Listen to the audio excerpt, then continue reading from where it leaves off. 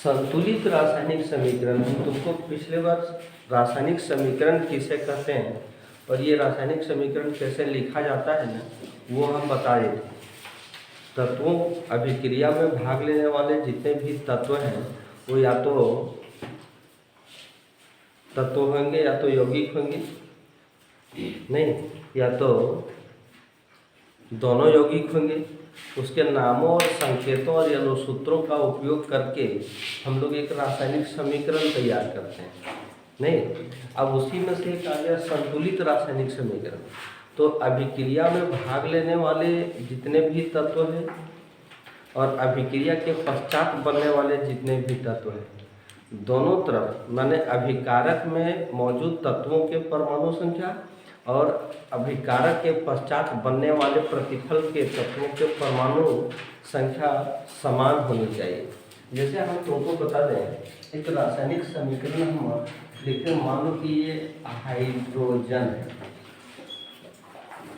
Hydrogen plus chlorine, ठीक है। तो ये बना लेता है हाइड्रोक्लोरिक अम्ल, जिसको हाइड्रोजन क्लोराइड भी कहते हैं, नहीं। आज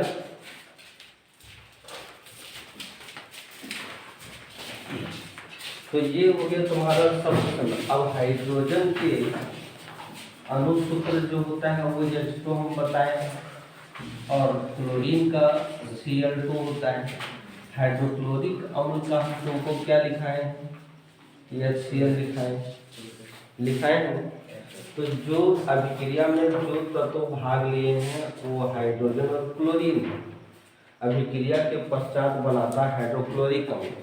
अभिक्रिया में भाग लेने वाले जो तत्व हैं वही तत्व अभिक्रिया के पश्चात मिल करके जो यौगिक बनाया एक अन्य पदार्थ है, वो यह है सारे तत्व। जैसे इधर हाइड्रोजन इधर क्लोरीन, तो अभिक्रिया के पश्चात जो उत्पाद बना उसमें भी हाइड्रोजन और क्लोरीन है, लेकिन ये हाइड्रोजन और क्लोरीन दोनों संयुक्त होकर के अभिक्रिया करके वो हाइड्रोक्लोरिक अम्ल बनाया। ऐसा थोड़ी नहीं कि इधर फेरस है और इधर कैल्शियम है। अभिक्रिया में भाग लिया हाइड्रोजन क्लोरीन, तो उसी से संबंधित इधर भी तत्व आ गए, लेकिन ये अलग अलग तत्व थे। अभिक्रिया करवाए तो ये मिल करके एक यौगिक बना दिया। ये तत्व थे, उधर जाकर के एक यौगिक बना दिया, बनाया ना। अब इसी में से हम संतुलित करने की बात करते हैं। तत्वों को संतुलित करना है। अभिक्रिया में भाग लेने वाले हाइड्रोजन H2 लिखा जाता है, क्योंकि हाइड्रोजन की संयोजकता 1 है। तो इस तरह से एक हाइड्रोजन एक इलेक्ट्रॉन चाहिए, तो उस तरह बताया ना कि H2 कैसे होता है। सो एक बार बता चुके थे। क्लोरीन में भी वही बात है। इसके बाह्य कक्षा में कितने इलेक्ट्रॉन रहते हैं, 7। तो एक एक इलेक्ट्रॉन का जरूरत पड़ता है, ठीक है।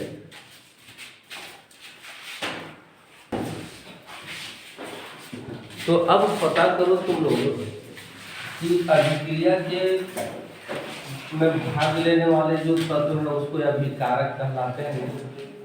इस अभिकारक को हम LHS कहेंगे, और अभिक्रिया के पश्चात बनने वाले जो तत्व हैं उसको हम RHS कहेंगे। दोनों तरफ के तत्वों के परमाणुओं की संख्या समान होनी चाहिए। संतुलित करने के लिए थोड़ा सीखना। हम छोटा सा सिंपल एक एग्जाम्पल लिए हैं, ये वाला। उसके बाद तुम जब सीख जाओगे तो बड़ा बड़ा एग्जाम्पल का हम तुमको देंगे। जैसे हाइड्रोजन यहाँ क्या गो, 2 हाइड्रोजन। क्लोरीन यहाँ कितने, ठीक है। इधर से जाओ, चले जाओ, बैठो उसके पास। इधर भी हाइड्रोजन 2 और क्लोरीन 2, और इधर जो हाइड्रोक्लोरिक अम्ल बना है वो हाइड्रोक्लोरिक अम्ल बना है, तो इसमें भी हाइड्रोजन और क्लोरीन है। जो तत्व इधर भी वो तत्व इधर भी है। दूसरा तत्व तो आया नहीं, लेकिन सवाल है कि यहाँ हाइड्रोजन 1 है, क्लोरीन भी 1 है, दोनों 1-1 है ना। जब दोनों 1-1 है तो यहाँ गड़बड़ है। हमको संतुलित करना है, तो संतुलित करने के लिए अभी तो तुमको सिखा रहे हैं इस प्रकार, इसीलिए हम तुमको ऐसा चीज करके दिखा रहे हैं, रासायनिक समीकरण को संतुलित करने के लिए। नहीं, ये हो गया LHS और इधर हो गया RHS। LHS में कौन कौन से तत्व हैं? हाइड्रोजन है, हाइड्रोजन है और क्लोरीन है, दो है ना। तो हाइड्रोजन LHS की तरफ 2 है और क्लोरीन भी LHS की तरफ 2 है ना। अब RHS किधर हो गया? तो RHS में हाइड्रोजन जो है वो 1 है और क्लोरीन भी यहाँ 1 है। अब दोनों तरफ समान होना चाहिए, तभी उसको संतुलित रासायनिक समीकरण कहेंगे। आगे फिर इस एग्जाम्पल के बाद तुमको बताएंगे कि रासायनिक समीकरण को संतुलित क्यों किया जाता है, इसका क्या महत्व है, रासायनिक समीकरणों को संतुलित करने के क्या महत्व है, नहीं उसको हम बताएंगे। तो देखो ना तुम लोग, क्या बोला, इधर 2 है तो इधर भी 2 होना चाहिए, इधर 2 है तो इधर भी 2 होना चाहिए। नहीं तो हम मिटा करके एक यहाँ कर नहीं सकते हैं, या तो फिर हम यहाँ पर मिटा करके 2 नहीं कर सकते हैं। जब भी हम काम करेंगे गुना करके करेंगे। समीकरण को संतुलित करने का ये तरीका हीट एंड ट्रायल मेथड कहलाता है। ठीक है, अनुमान एवं प्रयत्न एवं अनुमान विधि। ठीक है, तो हीट एंड ट्रायल, यदि हाइड्रोजन में हम 2 से गुना कर दें और क्लोरीन में भी 2 से गुना कर दें तो इधर भी 2 हो जाएगा और इधर भी 2 हो जाएगा। यानी किसमें हमको गुना करना पड़ेगा? हाइड्रोजन में भी 2 से गुना करना पड़ेगा और क्लोरीन में भी 2 से गुना करना पड़ेगा। तो कहने का मतलब कि जब हाइड्रोजन से और क्लोरीन से दोनों में 2 से गुना करना होगा तो यहाँ 2 और यहाँ 2 कभी भी नहीं लिखना, भूल करके भी नहीं लिखना। जब भी ये अंक गुना होगा दोनों का कॉमन गुना होगा, माने यहाँ पर हमको वो चीज लिखना होगा। यानी ये ऐसे अगर लिख देंगे तो गलत हो जाएगा। HCl अगर एक साथ है तो HCl जब एक साथ है तो यहीं पर 2, ये जो 2 है ना, ये जो 2 है वो हाइड्रोजन के लिए भी और क्लोरीन के लिए भी आ गया। जब बाएं साइड हम कोई भी तत्व या यौगिक के बाएं साइड अंकों को लिखते हैं तो वो अंक उसके दाहिने साइड वाले तत्व या यौगिक के परमाणु की संख्या को वो काउंट करता है। ठीक है, और यहाँ 2 जब लिख दिए ना, ये 2 जब लिख दिए इसका मतलब है कि ये 2 एक इसके लिए भी है और एक इसके लिए भी कॉमन लेते हैं ना। तो जब भी हम गुना करेंगे कोई भी अंक से तो कोई भी तत्व या यौगिक के बाएं साइड ही गुना करेंगे। हम यहाँ पर फिर बता दें कि यहाँ पर कभी नहीं लिखना है कि इधर हम यहाँ पर H2 है और यहाँ Cl2 है तो हम यहीं पर ऐसे कर देंगे। ऐसा नहीं होता है रासायनिक अभिक्रिया में जब संतुलित करते हैं तब। ठीक है, तो जब यहाँ पर हम क्या कर दिए 2 कर दिए यहाँ पर, तो अब यह क्या हो गया कि दोनों तरफ का परमाणु संख्या समान हो गया। हाइड्रोजन भी इधर भी 2 और इधर भी हाइड्रोजन 2, क्लोरीन इधर 2 इधर भी क्लोरीन 2 हो गया ना। तो गुना कहाँ करोगे? कोई भी तत्व या यौगिक के बाएं साइड। अब यौगिक के बाएं साइड जब गुना करेंगे ना तो यहाँ वाला जो मान है वो इसके अंदर जितने भी तत्व हैं मौजूद उन सबके लिए वो माना आ जाएगा। हाइड्रोजन की 1 और क्लोरीन हाइड्रोजन की 2 और क्लोरीन भी अब 2 कहलाएगा। तो संतुलित हो गया हमारा। अब हाइड्रोजन 2 इधर भी 2, क्लोरीन 2 इधर भी क्लोरीन 2। ठीक है, तो संतुलित करने का ये जो तरीका कहलाया वो हीट एंड ट्रायल कहलाया। इस क्वेश्चन के बाद हम तुमको फिर एक एग्जाम्पल हम बताएंगे संतुलित करने वाला, सिंपल एग्जाम्पल हम तुमको बताएंगे। उसके बाद तुमको हार्ड एग्जाम्पल में ले जा करके हम तुमको दिखाएंगे। पहले ये लिखो, उसके बाद हम अगला एग्जाम्पल लेते हैं।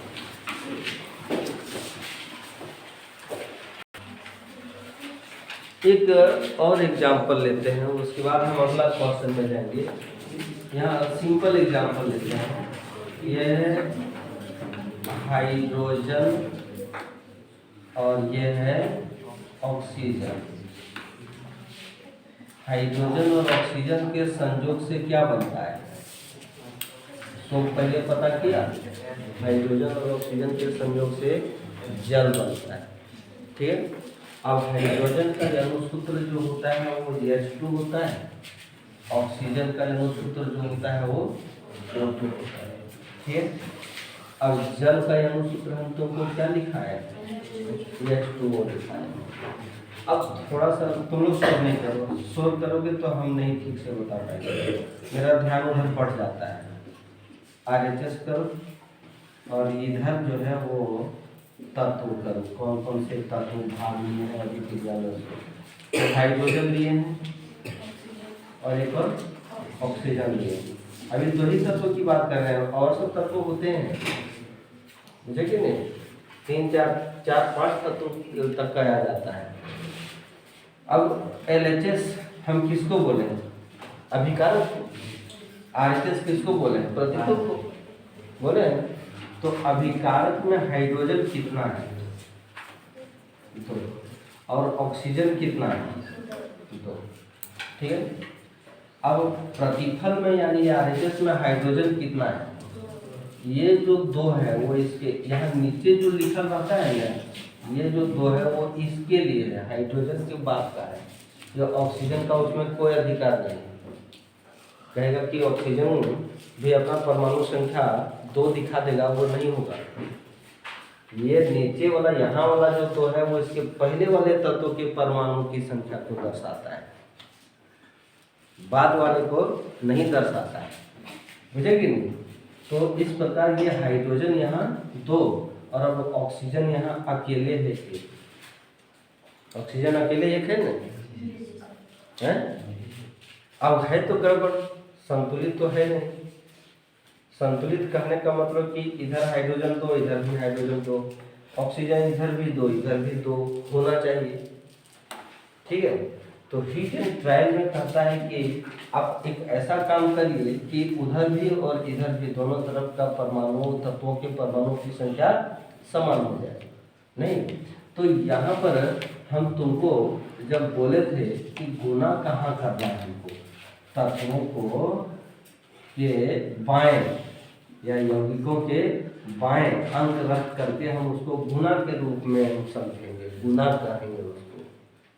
नहीं तो देखो, अगर ऑक्सीजन में हम 2 से गुना करते हैं तो ऑक्सीजन को 2 से गुना करेंगे तो यहाँ हमको 2 से गुना करना पड़ेगा। अब यहाँ पर ऑक्सीजन 2 हो गया, ऑक्सीजन यहाँ पर 2 हो गया, लेकिन अब हाइड्रोजन जो ये 2 पहले से था और 2 इधर हो गया तो 2 दूनी 4। अब यहाँ पर क्या हो गया? 4 हो गया। हाइड्रोजन गड़बड़ा गया। अब यही गड़बड़ हो गया, ये 2 अब रहा नहीं, अब रहा क्या? 4। इसका मतलब है कि अब इधर हमको 4 करना पड़ेगा। जब इधर 4 करना होगा तो हाइड्रोजन में अगर हम 2 से गुना कर देते हैं तो यहाँ 4 हो जाएगा। तो इधर हाइड्रोजन कहाँ है? यहाँ है ना? जब हाइड्रोजन यहाँ है तो 2 पहले से था और ये 2 से गुना की तो 2 दूनी 4 हाइड्रोजन। अब देखो हाइड्रोजन भी 4 हो गया और ऑक्सीजन 2 हो गया। तत्वों की परमाणु संख्या को बराबर करने के लिए हमको ये फंडा अपनाना पड़ रहा है। इसको क्या तुम लोग समझ पा रहे हो कि नहीं? नहीं आया। ठीक है।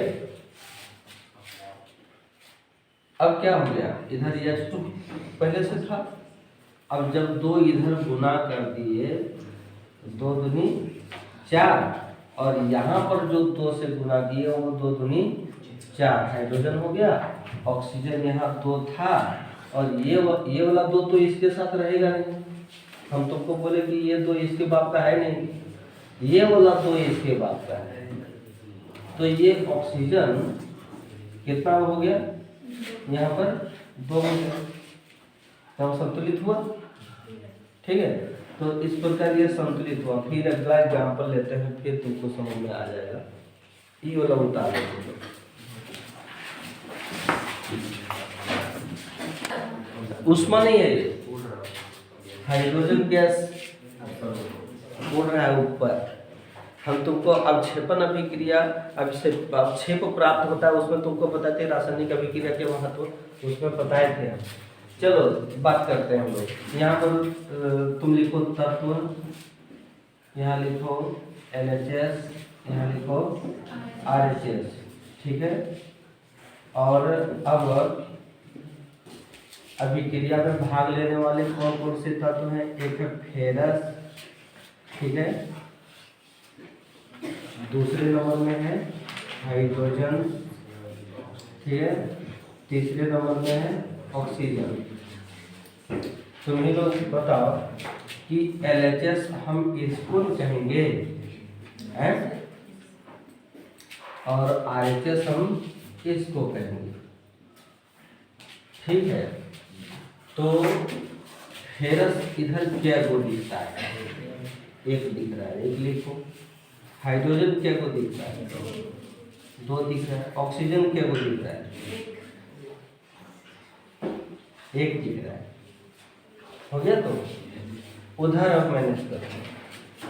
इधर फेरस क्या को दिख रहा है? तीन दिख रहा है। ऑक्सीजन क्या को दिख रहा है? चार दिख रहा है। हाइड्रोजन क्या दिख रहा है? इसका मतलब है कि केवल हाइड्रोजन ही संतुलित है, बाकी कोई भी तत्व संतुलित नहीं है, बाकी कोई भी तत्व संतुलित नहीं है। अब संतुलित करने के लिए हम क्या करें? यदि पहले ऑक्सीजन को संतुलित करते हैं तो इधर 4 है, तो हमको इधर 4 करना पड़ेगा। इधर ऑक्सीजन कहाँ पर है? यहाँ पर है। अब यहाँ पर अगर हम 4 कर देते हैं, नहीं, तो अब की बार प्रॉब्लम क्या हुआ कि ऑक्सीजन इधर 4 हो गया और इधर भी ऑक्सीजन 4 हो गया। फेरस का तो अभी बातें नहीं, ठीक है। अब हाइड्रोजन 4 दूनी 8 हो गया और उधर हाइड्रोजन कितना? 2 ही। तो इधर भी अगर हाइड्रोजन को 4 कर देते हैं तो यहाँ भी 8 हो जाता है। 4 हम कर दिए तो 8 हो गया। लेकिन प्रॉब्लम क्या है? फेरस का। फेरस उधर 3 हो गया और इधर फेरस 1 ही। अब फेरस में हम यहाँ पर अगर 3 कर देते हैं, फेरस में अगर 3 कर देते हैं तो यहाँ पर ये 3 हो गया। तो देखो फेरस 3, इधर भी 3, हाइड्रोजन इधर 8, इधर भी हाइड्रोजन 8, ऑक्सीजन इधर 4, उधर भी ऑक्सीजन 4। ये संतुलित हुआ या नहीं हुआ? दोनों तरफ के तत्वों को हमने समान किया। फिर से समझो तुम लोग, यहाँ पर कि Fe प्लस H2O बनाएगा Fe3O4 प्लस H2, ठीक है। फेरस 1 है, इधर 3 है, सीधे तुम यहाँ 3 करो ना, ये अकेले है, इसके साथ कोई तत्व नहीं है। अब इधर ऑक्सीजन 4 और इधर 1 है, तो हम यहाँ 4 कर देंगे। तब फेरस मिल गया, ऑक्सीजन भी 4 मिल गया। अब हाइड्रोजन गया गड़बड़, हाइड्रोजन 4 दूनी 8 हो गया, उधर हाइड्रोजन 2 ही। तो हम कहेंगे यहाँ पर 4 कर देंगे तो 4 भी 8 हो जाएगा। सिंपल तरीका समझा? इतना मत न करो। जब संतुलित करना सीख जाओगे तो हमको ये करना ही नहीं है, हम वहीं से तत्वों को गिन करके हमको इसमें कितना मल्टीप्लाई करना है वो लिख देंगे, बस हो गया। क्या इस एग्जाम्पल को भी तुम उतार सकते हो?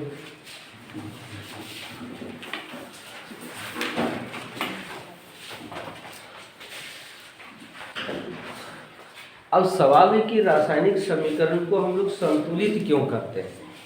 क्या जरूरी है रासायनिक समीकरण को संतुलित करना, है ना?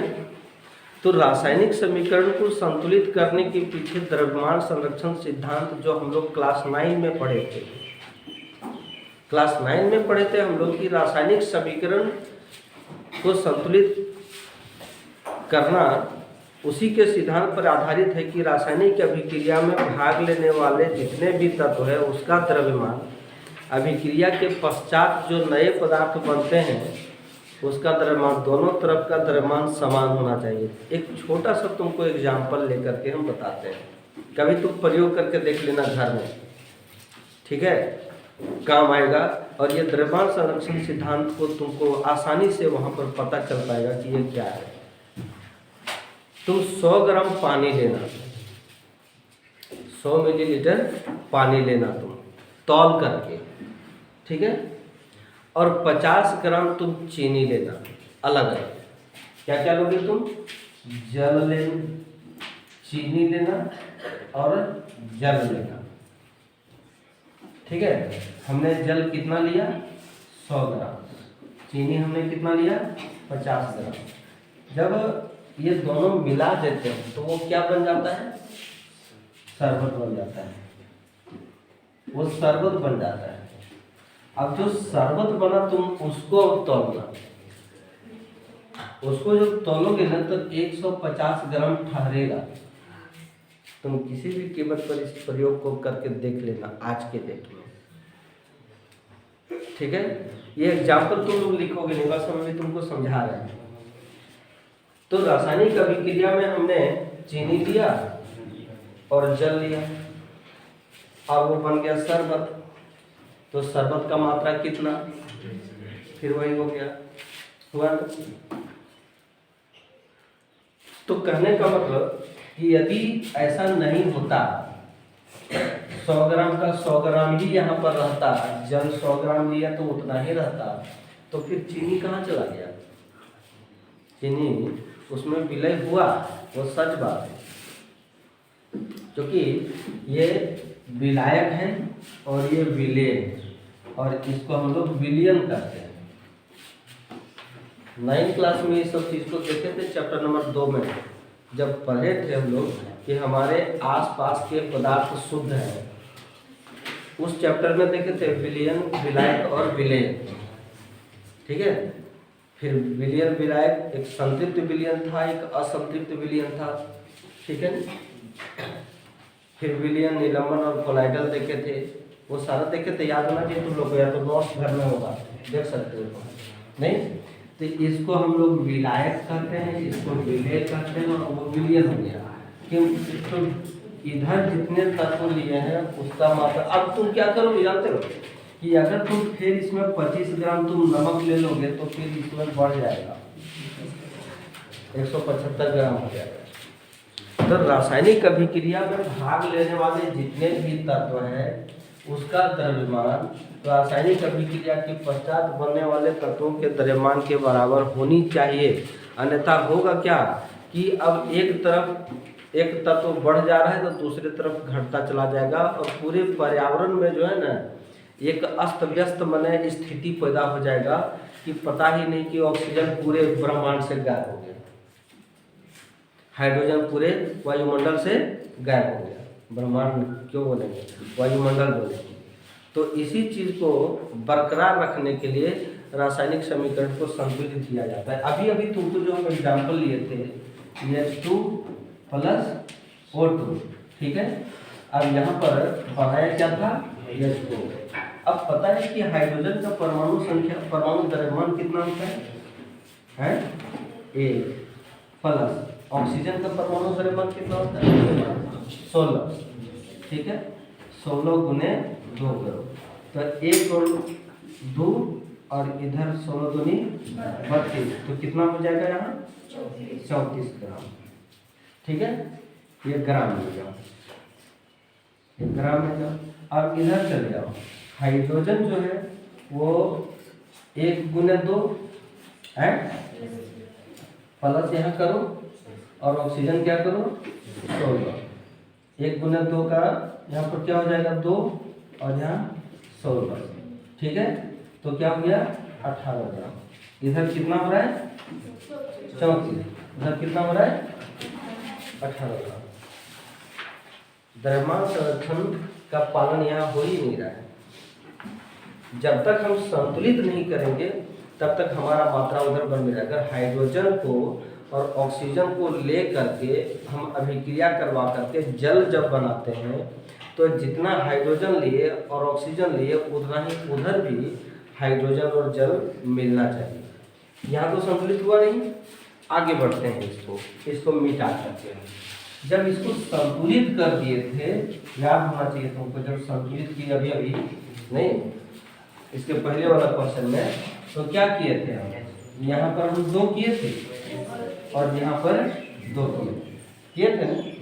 अब ये हाइड्रोजन 2 1 गुना 2, हाइड्रोजन का परमाणु संख्या 1 होता है ना, ये 2, ठीक है, ये समझ में आया।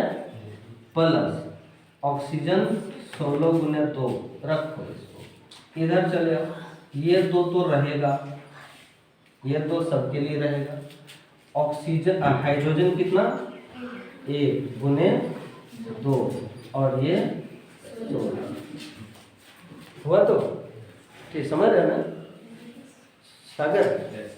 अब यहाँ पर 2 गुने 2, 1 गुने 2 तो 2 प्लस 16 दूनी 32, इधर चले आप, ये 2 यहीं रखो ब्रैकेट के अंदर, 1 गुना 2 और इधर 16, क्लियर। अब 2 2 4 और इधर 32, इधर चले आओ, 2 गुने 18, ठीक है। तो 32 और 4 36 ग्राम और इधर चले आओ 18 दूनी 36 ग्राम। संतुलित करने पर दोनों तरफ समान आया, और जब संतुलित नहीं किए थे तब समान आया था। तो इसीलिए रासायनिक समीकरण को संतुलित किया जाता है। संतुलित करने का क्या महत्व है तुम समझे सब। मात्रा बराबर नहीं रहेगा उधर वाला, तो पता नहीं चीनी कहाँ चला गया। शरबत हम बना रहे हैं, पानी हम 100 ग्राम लिए और 50 ग्राम चीनी लिए, मिला दिए, तो 150 ग्राम उधर हमको मिलना चाहिए। तुम लोग इसमें से बहुत लोग हैं जो मिठाई उठाई भी बनाने वाले लोग बैठे हुए हैं, जिसके पिताजी लोग मिठाई उठाई बनाते हैं नहीं, तो वो बता देता है। हम पहले कह देते कि हमको 80 किलो बूंदिया चाहिए, 80 किलो बूंदिया चाहिए, तो हमको कितना बेसन लेना होगा, कितना चीनी लेना होगा, कितना उसमें तेल यूज होगा, कितना पानी यूज होगा, वो सब कैलकुलेशन करके एक लिस्ट बना देता है और फिर उतना ही बूंदिया हमको ठहरा के देता है। याद होना चाहिए। 1 किलो बेसन लेंगे तो कितना बूंदिया आएगा वो तुमको मिठाई हलवाई वाले जो है ना वो बता देंगे। और यही द्रव्यमान संरक्षण नियम है। मात्रा बढ़ जाता है, हम 1 किलो बूंदिया का क्या 1 किलो बेसन का 1 किलो बूंदिया बनता है? अब छोड़ दो तुम, वो दूर बात है, हटाओ। घर में हम लोग चावल बनाते हैं, उसमें पानी डालते हैं और चावल डालते हैं, 2 चीज़ डालते हैं। 100 ग्राम चावल डाल देना, छोटा सा बर्तन ले करके उसमें पानी रखना, बहुत ज़्यादा पानी नहीं, थोड़ा पानी। 100 ग्राम चावल के लिए तुम 1 लोटा पानी डालोगे या आधे लोटा पानी डालना, ठीक है। और चावल डाल दिए, ठीक है, और चावल डाले कितना 100 ग्राम। उधर जो आगे हमको जो भात बनेगा उसमें 2 चीज़ बनता है, एक भात भी बन जाता है और एक माड़ भी बनता है, ठीक है। अब उधर वाले दोनों को तुम तोलो, तो इधर हमने जितना लिया उधर हमारा उतना ठहरेगा, बिल्कुल ठहरेगा। तुम कभी प्रयोग करके देख लेना। प्रेशर कुकर में भी वही हिसाब है। प्रेशर कुकर में 1 गिलास चावल डालते हैं तो 2 गिलास पानी डालना, ठीक है। जब भात बन करके तैयार हो जाएगा तब उसको तुम वजन करना। नहीं कर सकोगे ना तो छोड़ो ना भाई, पानी ले लो, प्रेशर कुकर में 2 गिलास पानी ले लो और 1 गिलास चावल को डालो और पहले तुम उसको तौलो, तौलने के बाद तुम लिख लो उसको कितना है। अब उसको तुम चावल भात बना दो बॉयल करके। अब बॉयल जैसे बना करके भात उतार दिए हम, अब फिर उसको तराजू पर तौल, मात्रा समान आ जाएगी। आता है, यही कहता है द्रव्यमान संरक्षण सिद्धांत। और इसीलिए संतुलित किया जाता है। तो रासायनिक समीकरणों को संतुलित करने का यही मतलब है। द्रव्यमान संरक्षण सिद्धांत को पालन करने के लिए रासायनिक समीकरण को संतुलित किया जाता है। अगर रासायनिक समीकरण को संतुलित नहीं करेंगे तो अभिक्रिया में भाग लेने वाले जो तत्व है वह घटता चला जाएगा, अभिक्रिया के पश्चात बनने वाले तत्व बढ़ता चला जाएगा, या तो फिर अभिक्रिया में भाग लेने वाले तत्व बढ़ते रह जाएंगे और अभिक्रिया के पश्चात बनने वाले तत्व घटता चला जाएगा। बुझे कि नहीं? ये दोनों घटना लागू हो सकता है। इधर वाले या तो बढ़ जाएंगे और इधर घट जाएंगे, या तो इधरे घट जाएगा और उधरे बढ़ जाएगा। तो पारितंत्र गड़बड़ा जाएगा, पर्यावरण गड़बड़ा जाएगा। ठीक है। सो साइंटिस्ट लोगों ने इसको संतुलित करके इस प्रकार रखा है, क्योंकि जब जल बनाया या तो फिर हाइड्रोजन बनाया तो आखिर प्राकृतिक स्रोतों से लेकर के ना उसको बनाया है। हाइड्रोजन प्राकृतिक स्रोत है, ऑक्सीजन प्राकृतिक स्रोत है, हम इसको जल बना दिए वो भी प्राकृतिक स्रोत है। प्राकृतिक स्रोत से लेकर के प्राकृतिक स्रोत बनाया। ठीक है।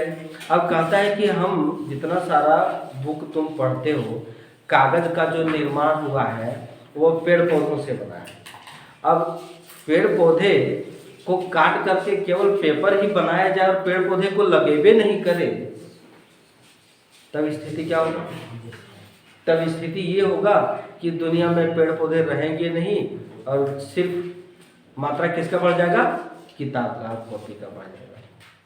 सो जितना पेड़ पौधा काटा जाता है इस किताब को छपवाने के लिए, उतना फिर लगाया भी जाता है। और नहीं लगाया जाता है तो अभी देखो वायुमंडल असंतुलित है, प्रदूषण है या नहीं? तो इसीलिए तो कहता है वो भी वहाँ भी द्रव्यमान संरक्षण का नियम लागू हो रहा है कि हमने जितना काटा पेज को बनाने के लिए, हमने उतना पेड़ लगाया। वहाँ भी द्रव्यमान संरक्षण नियम है, नहीं तो पूरा पारितंत्र गड़बड़ा जाएगा। बात बुझे कि नहीं?